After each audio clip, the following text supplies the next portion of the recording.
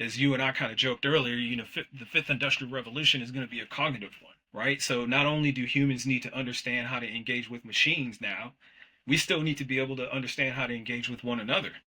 So I mean, right, today it's all sort of simplex communication. I just need to be able to engage with you or one channel at a time with dozens or hundreds or thousands of people. But in the future, you'll have to navigate what I'm trying to understand and comprehend with you just as much as interpreting what you're getting out of your LLM of, the trees, if you will.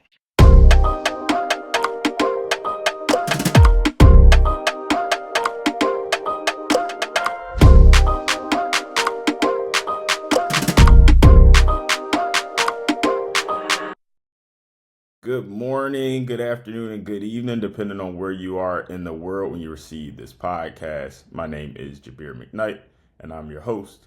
And I'm joined by a big brother of mine, friend, mentor, sponsor, Rod Adkins, strategy consultant, tech and space expert, and executive. Thank you so much for taking the time for joining the pod. This is going to be an incredibly enlightening experience. We're going to talk about your journey from early career to becoming an executive, the 2030 workforce, and how AI and automation is shaping things up with people that are currently in the workforce or students who are preparing to go into the workforce, what they need to do to get ready for what's to come. Well, thank you for having me, Jabir. How are you feeling today? I am good. It is a nice Sunday. Weather is nice. Family's all healthy and safe. I know there's just a ton going on, but it's good to see you and all the good things you're doing. So, hats off to you. I'm glad to be here. I'm honored to be a part of this podcast. Awesome. So you've had a remarkable career across tech strategy and innovation. What's one early career experience that fundamentally shaped your leadership approach? I would go back to my time in uniform. As you know, I spent a time in the U.S. Air Force. I'm an Air Force veteran, and I was fortunate enough to have great drill instructors, great technical instructors. I had a great set of leaders early on in my career. As a, fresh off the street kid from inner city Minneapolis, I had some, things I had to buff out around the edges, right, in order to become a good airman. And I had good leaders who were there to give me the space and the time to grow. And they didn't solve it for me at all times, but they showed me the path, and it was up to me to demonstrate that discipline, to walk in. And so I'm glad that I had those types of people in my life. And that's the kind of person and some of the types of behaviors that I try to model in the consulting industry. And so I bring that forward. I love that. Like you said, coming from Minneapolis, going into the Air Force, and then being shaped and formed by some of your drill sergeants and people that you met along the way.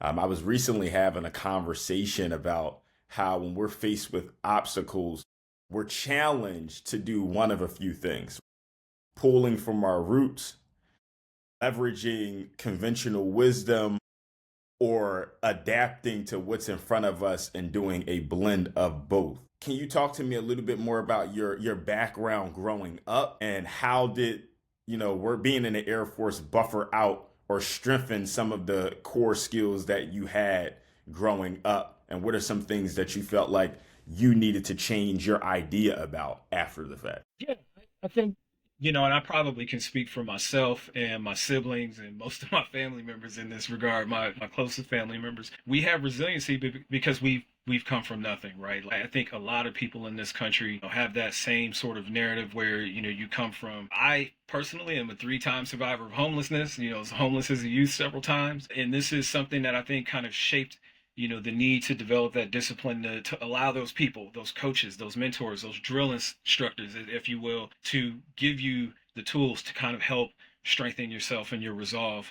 But again, it's up to you to demonstrate the resiliency, the discipline to walk through those doors. I didn't have anyone telling me to join the military. I didn't grow up in a family full of veterans. So, I saw essentially a practical, tangible opportunity to get off of the streets. And, I may have had a chance to, attend a 2-year school. I did have opportunities to go to college, but essentially when I graduated at 18 years old, my mother and I both were in public housing. And, we were essentially told, you have no more children in the house, so you have to leave. It was either homelessness again or, find a way to make it work. And that's essentially where the military came in. Wow.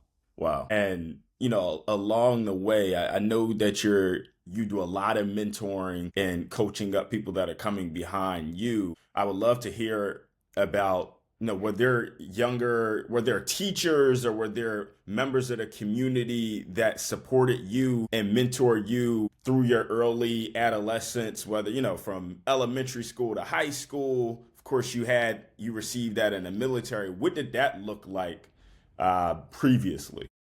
Yeah. I was very fortunate in that I always had access to great mentors. And by great mentors, I mean both people in the academic environment. In fact, Dr. Carol R. Johnson, who was superintendent of the Minneapolis public school system, I believe she also went on to be superintendent in Memphis. And in my view, she could probably be a damn good, Secretary of Education if something like that ever were to happen for her. But she was the principal at my grade school in Minneapolis. She would drive me home sometimes, if I were sick.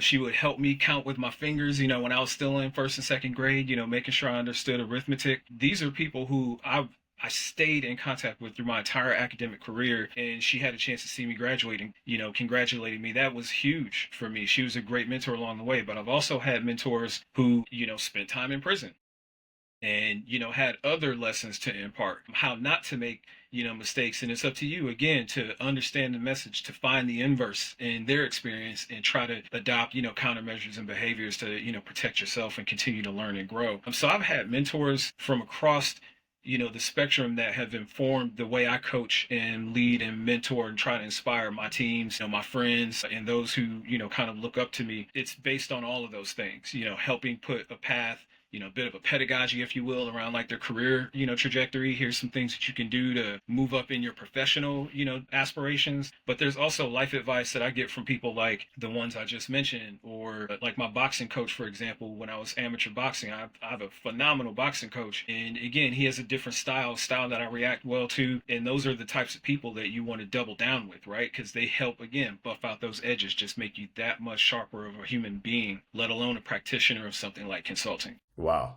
So going into the consulting space, when you broke in, were there some things that you felt like you wish you would have known previously? And, how did those early career experiences shape your leadership style? And what would you say your leadership style is today? I'll answer the last part first because I have to be very thoughtful here. I don't know if I've ever considered what my style is. I would say my style is very people oriented. I get a lot of energy from being around people, helping them learn and grow is very satisfying. Watching their success, like being here with you today, I mean, this is, all very inspiring for me, and it kind of shapes my style to some degree. I consider myself very coachable, so I like to mentor and coach people that are also very coachable. Like I'm not very, if I'm being honest, patient with people who don't accept the coaching. No one's saying you have to model everything I do or try to, take the same path that I've taken. When you provide somebody with the tools, you have to see incremental progress. Otherwise, there's a lot of other people who can benefit from that same coaching. And,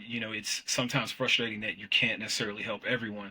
But I think the goal is to be accessible, to be available, and to provide people with, what they need in the moment if you can, right? And for those who, choose to adopt the message, you get to feel gratified in their success and feeling like you played a role in that to some degree. That's a long-winded answer for like what my style is, but I don't know that I have like a disc framework or like some sort of, Myers-Briggs, neat, interjection on like what that style is called, if that makes sense. And then I think the second part of your question, I love that.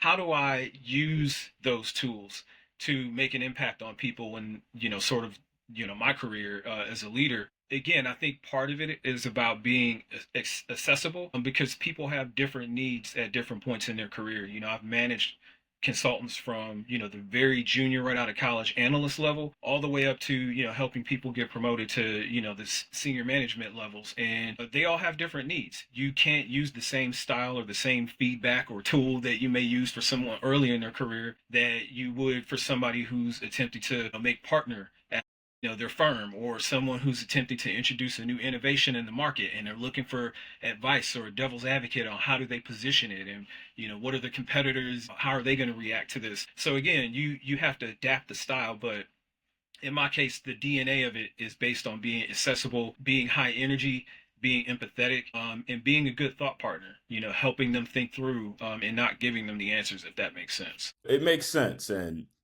my mentor and business partner, one of the things he always says is, your mentors and your sponsors have a lot of love for you, but they don't have a lot of time. And one of the things that you said, about, there's a level of willingness that's necessary to absorb the teachings that someone is trying to impart on you.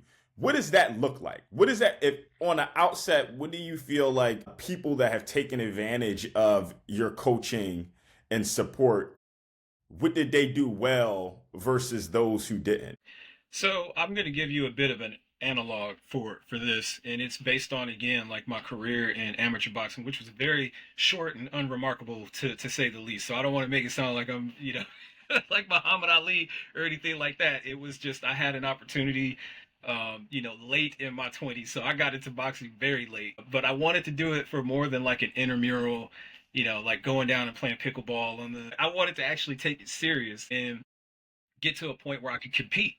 And so I found an amazing boxing coach here in the DC area. I mean, DC is a bit of a fight town, so if you're very careful and thoughtful, you can find a really good boxing coach, and I did in Bernard Herschel Hall.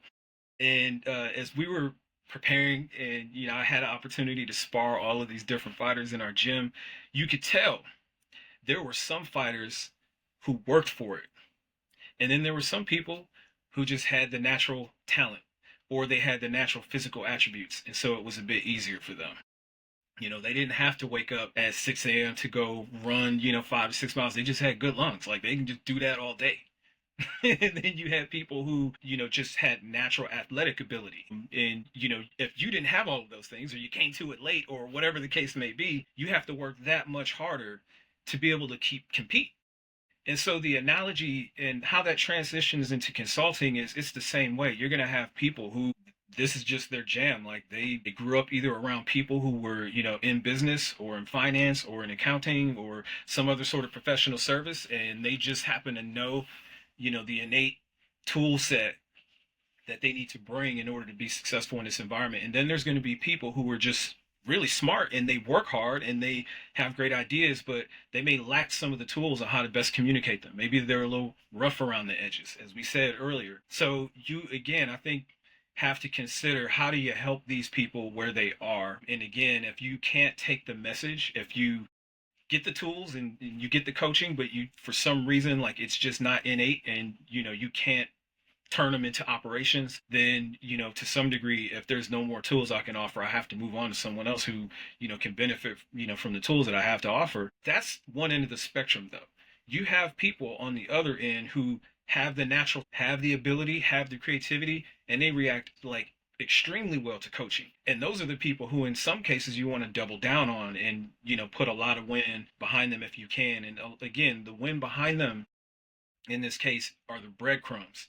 They aren't the answers. They aren't keys. No one has, ultimate knowledge on what's going to happen in a particular market or how a professional, engagement may go, for 6 weeks or 6 months. You can't predetermine that. So you can't guarantee anyone's success, but you can give them the right tools.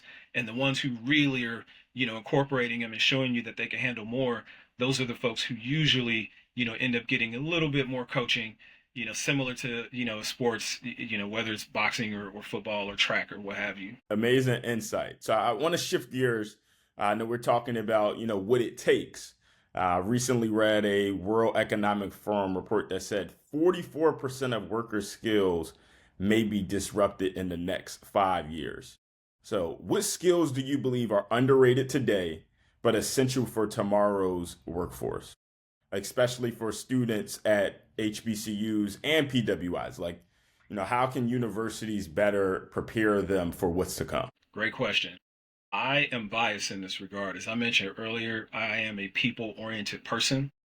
I believe as much as technology is going to impact how we do business, I'll be the first to admit Gen AI, right, is in a place right now with GPT, 4.0, where you may have to question, do I need to hire as many analysts or do I need, an offline, finance team to, crunch the numbers? So these are realities that we're going to have to confront regardless. But I think at the end of the day, business is done between human beings and human beings need to understand one another. They need to be able to communicate. They need to be able to generate and show empathy and sympathy. They need to be able to exhibit some of those emotional, cues, right? Having a high EQ, I think, is going to be just as important as having a high IQ and understanding the technology and the computer science. I think to some degree, to our detriment, we tend to over-index to a large degree on the technology and on making sure that you have like your core coding skills or you have your analytics and machine learning skill set. But ultimately, when you need to share those products that you're creating with those tools and technologies, sometimes it can be a barrier if you don't have the soft skills. And so I believe that those would be a skill set area, because it's more than just charm or being great with your words. I think to some degree it's understanding the communication process, the human communication process. As you and I kind of joked earlier, the fifth industrial revolution is going to be a cognitive one, right? So not only do humans need to understand how to engage with machines now, we still need to be able to understand how to engage with one another. So I mean, right, today it's all sort of simplex communication. I just need to be able to engage with you or one channel at a time with dozens or hundreds or thousands of people. But in the future, you'll have to navigate what I'm trying to understand and comprehend with you just as much as interpreting what you're getting out of your LLM of, the trees, if you will. The second skill set I would say is important. Wow. I mean, that's powerful.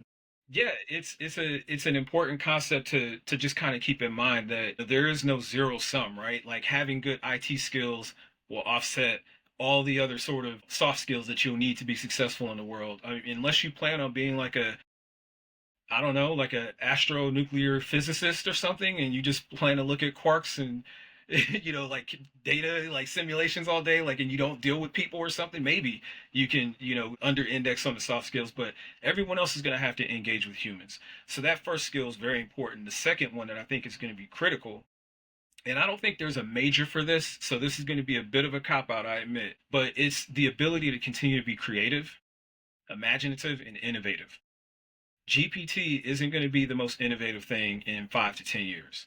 It's a great innovation right now, but something else, I assure you, will be the new black swan, right? So how do we continue as, STEM practitioners, as, HBCU, candidates and graduates, continue to be innovative and thoughtful and creative and pushing the boundaries, not just on technology and the arts and our culture, but also on the blackboard, right? Like, there's lots of things that still need to be solved in the core sciences and early, like applied engineering, particularly with material science in the fifth industrial revolution, that are going to be areas where we can continue to show up and shine and create new pioneers and geniuses that are willing to put in the time and the effort necessarily to get the Nobel Prize and, perhaps the next generation of what's going to happen in physics and some of the other like science disciplines. Wow. So my next question was going to be, where do you see the greatest opportunity for human innovation to still shine? So you kind of touched into that.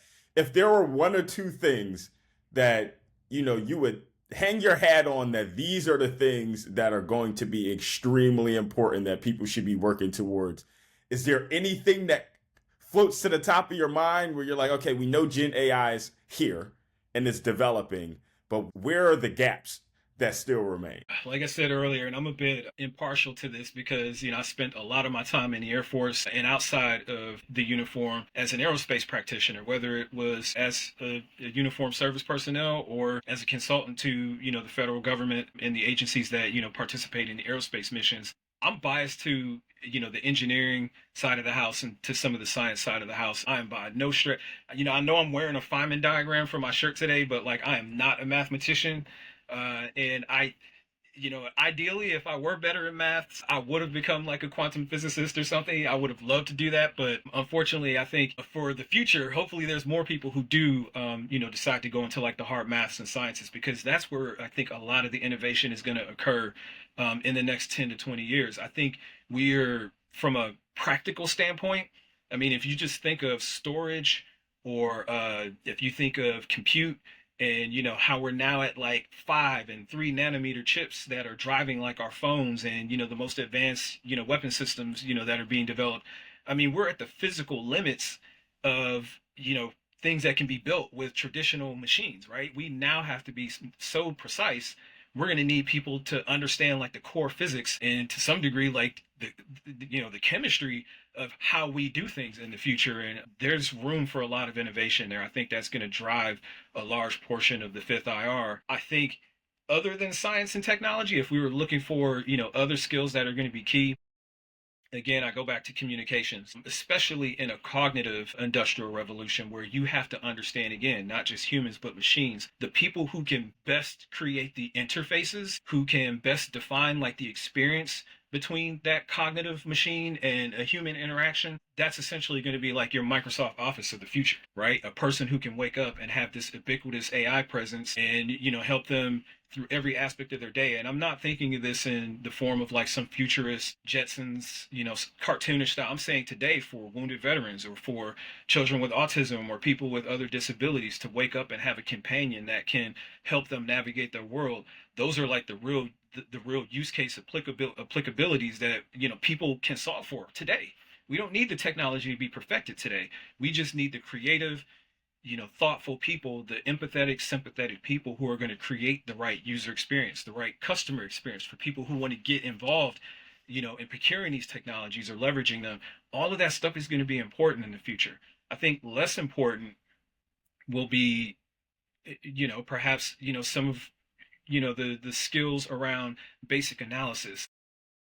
Well, again, I'm not going to pick on any particular degree program, but these tools today are proving that they can generate what I would consider as a 15, 20 year in, professional services employee. We're looking at analyst level, maybe even junior consultant level, products coming out of some of these machines. So I think we're entering like terminal velocity, or we're already on the ground. Like there is no, we just, we're at the tip of this. I think we're kind of exhausting the, sort of function of a junior analyst role in any type of business, whether that's law, consulting, other types of professional services, accountancy. So I think those skill sets are going to be replaced with, other higher order and higher function roles, whether it's within the sales and marketing organization or other business development type activities. So that's where I see it headed. Man, I was just having a conversation with someone who actually owns a government relations firm, and one of the things that he discussed, he has a lot of people that are working for him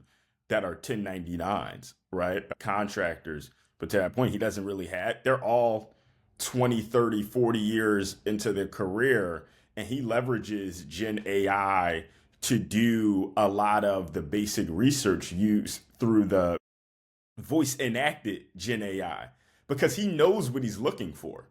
So instead of having to train someone to do that basic research for him, although we know that, a Chat GPT and other Gen AI tools aren't necessarily perfect, he has the eye for exactly what he's looking for. So it saves some time. So to your point, I mean, I've had various conversations with, entrepreneurs and senior level professionals that are already leveraging these tools and not looking at the trade-off between having another person do basic research and analysis. It's a great point. And I was just going to quickly say the ability for the executive to leverage their experience to know exactly what they're looking for. That's the power of a GPT type product. I know what I'm expecting to see to some degree when I look at the output. If you start from just the output with no experience, I think the tool is pretty limited. But again, your point was, executives are starting to make that value proposition. They're trying to figure that out for their organizations. Like, do I hire another cadre of analysts, or do I perhaps get a higher tiered package from, OpenAI or, whatever, pick your favorite, AI vendor. Wow. I mean, the future is here. So let's talk aerospace. Let's talk about space. When people think of the business of space, they picture, rocket scientists, right? Not necessarily strategy decks or a lot of the other operations around what aerospace looks like. What are some surprising aspects of the aerospace industry, space consulting, innovation in that space that, you want people to understand and how they can get involved? Sure. That's a good question. And just for the audience sake, I've spent probably a total of a couple dozen years around the aerospace industry. Again, some of that time in uniform, other portion of that time as strategic advisor to aerospace organizations such as the U.S. Air Force, NASA, and others. And I would say, first and foremost, it's a lot of the same mission support functions that you see in any organization. So again, my background is in technology strategy, and what that usually means in the federal sense is helping federal organizations understand their technology footprint as it exists today. And if you think about it, I think that's a really cool mission to have as a consultant, because you get permission to go into these organizations. A lot of them have multiple decade long, sort of legacies. And unlike startups where everything's new, you just have to buy some platform, as a service off the shelf, cobble a few of them together, and you have a business with zero infrastructure and you can just move with agility. If you take an organization like NASA that started well into 1940s and has had a mission around first just aviation and that sort of environment, and then adopting NASA, going from the national the NACA to the NASA, that's been a huge transition. And there's been the whole legacy of business operations and data that's been generated, and all research and missions that have been done over the years, where they can't just quit the next quick solution off the shelf sometimes because of that legacy of their footprint. So I get to come in and I get a chance to try to understand all of that, and how we might be able to help people understand how their job is going to look different in the future. The same can be said with any organization, whether it was the U.S. Air Force. So there's still a need for people who can understand how to interpret the operations of an organization. That's been like a tremendous I think in my career, is being able to again use what I think are some strengths around being able to connect with people and apply that in a professional sense within aerospace consulting, right? Because to some degree the market and that whole industry does look a bit inaccessible. Most people do assume it's all rocket launches and engineers tinkering in vehicle assembly facilities and putting together rockets. But at the end of the day, there's room for everyone, I would say. And I think just even having access to who worked in engineering disciplines, who worked in business operations, who can help me figure out how to get closer to those opportunities, have been just as valuable. So to the second part of your question, how do you get involved in the business and in the industry? I think first it requires just a natural interest and instinct to want to learn more about it. And what I mean by learning more about it is more than just sort of the surface level stuff that you hear about, particular companies' rocket launch, or, how many satellites are in orbit. I mean, those are all very important things, and they have tremendous effects, like not only on our environment, but on the market. So, I mean, there's lots of reasons why people, are interested in learning more about aerospace. But if you're looking to be a person who works predominantly in whatever, like the management consulting aspects of aerospace, it requires understanding more than just the engineering. It requires understanding of sort of the environment in which we operate, and that is becoming increasingly complex as as a service at a minimum. I mean, there's already, public information around like how we're thinking about it geopolitically, but as a marketplace, right now, low Earth orbit is essentially boomtown. Like that's the next, that's the current gold rush. The next gold rush, if you think about it in the terms of layers, is, what you would consider the Earth Moon system and some of the Lagrangian points between the Earth and Moon. Folks are already trying to figure out how do we put assets and orbits around those Lagrangian points? How do we start to create data and information networks between the Earth and Moon that are more robust, that'll get us ready for Mars and beyond? And these are all areas where consultants can come in and advise and offer points of view, not only around the technology, but around the operations. Live, work, and play in space as a human civilization and continue that continuity.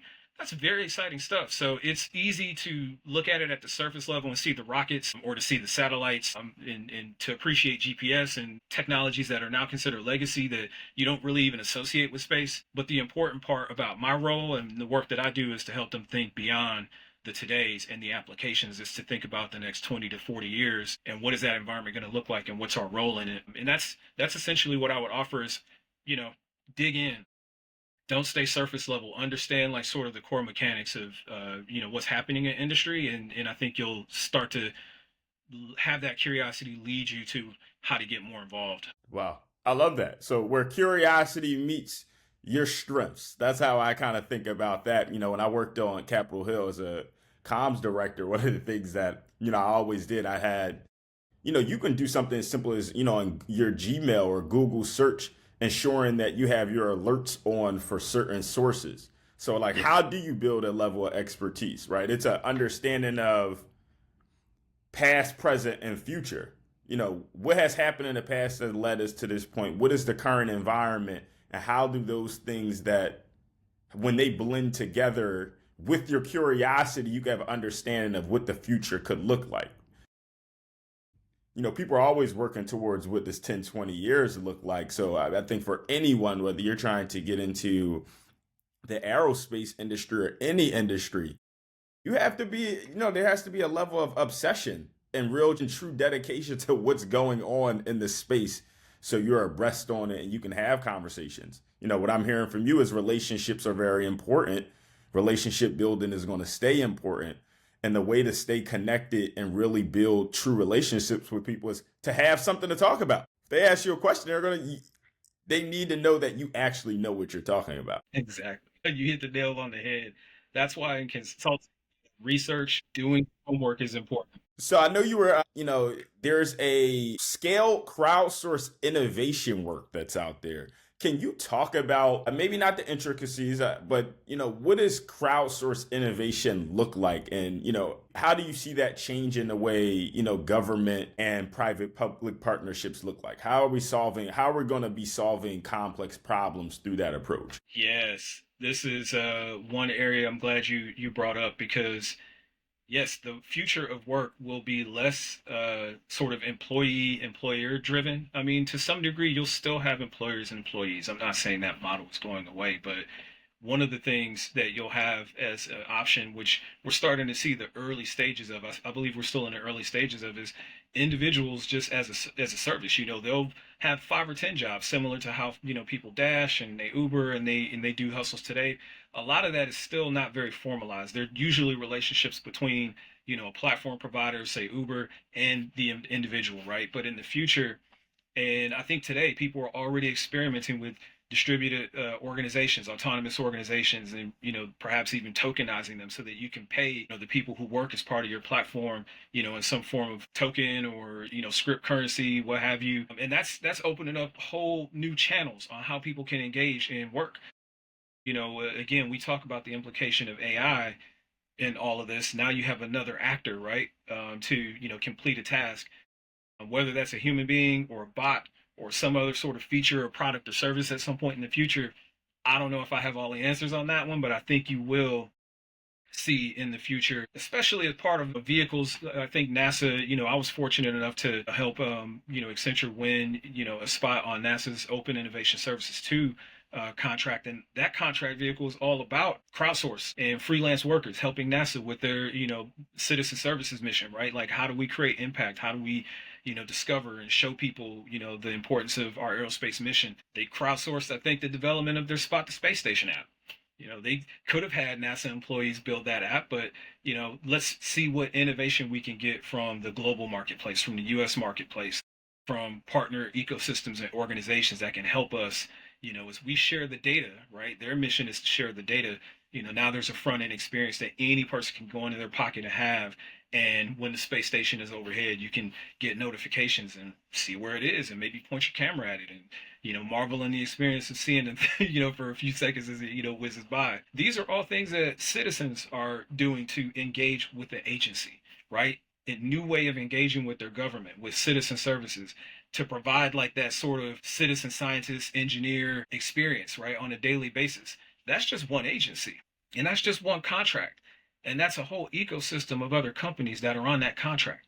Small startups, well established crowdsourcing businesses. I'm not going to serve as an advertisement for them here, but I think there's a number of just on that one contract vehicle, a number of businesses that have essentially created ecosystems of freelancers and gig workers who, can be a part of their network and provide services to an organization like NASA, where lots of people grow up and dream about being able to provide services to NASA or be a part of their mission. So you take that and you scale it to other ecosystems, like in the health and life sciences, or in the other parts of the government where we do business. I mean, this could be revolutionary, and we're just talking government, like citizen to government. I mean, if you take that same sort of civic application of it and you scale it down to like the local level, I mean, you can create entire ecosystems within just one community, where people are able to provide services for one another and not have to go through a traditional employer employee experience or even a 1099. I mean, again, as I mentioned earlier, a lot of folks are tokenizing this type of technology and they're creating their own wealth and their own,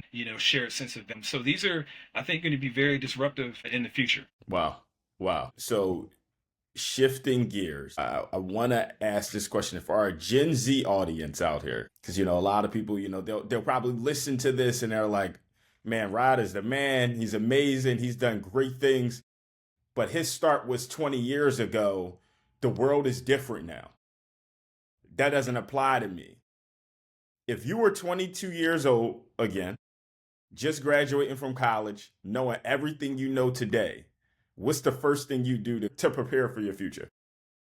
I would have I would have taken coding a little more seriously. I would have been a much better student in the mathematics. I would have spent a little more time in the hard sciences. I wish at this point, I'm looking back now, and I wish I had a stronger background in like the engineering and the sciences, because I feel like I have some great ideas, but far be it for me, to write a letter to Neil deGrasse Tyson to test them, right? I think I have a long journey ahead of me. I would have told myself that as well. Like, you can't get everything done. You're not going to be partner at your law firm or, director at your consulting firm, in 5 or 10 years. It's a bit of a marathon in this kind of industry, in this business. So give yourself grace, patience, and, you'll stumble along the way, but, you can handle any of those setbacks with class, right? And get back in and, continue to mix it up in the industry and do great work. And again, that's like kind of multi-dimensional advice, because it's not just for like my professional self, what I would have told myself at 22. It would have been for like my complete self. Again, as we said earlier about being empathetic and being able to connect with people and be able to serve as a great thought partner and be creative, all of those things would be just as critical to my success at 22 and now in my mid 40s or whatnot. But that's the advice and the coaching I would have given myself. Wow. Thank you for sharing that. My last question is, what's one truth about innovation that most people don't realize until they're in the room where it happens? I think Nelson Mandela said it best. It's always said that it's impossible until it's done. You're always going to have naysayers, and you just have to continue. If you believe with like a certain conviction that, you can make it happen, prove them wrong. All right. Is there any last words that you would like to share before we close? I would just like one final thought here. I think to some degree we focus a lot on this conversation on, what are my thoughts on how to engage with people, because consulting is a people business.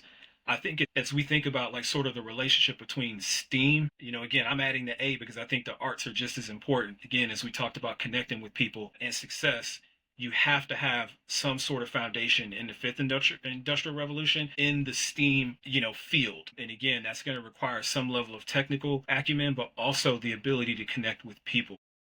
So STEAM ahead, everyone. Steam ahead. Steam ahead. And as always, we do hope this conversation sparked a new idea within you. Thank you for listening.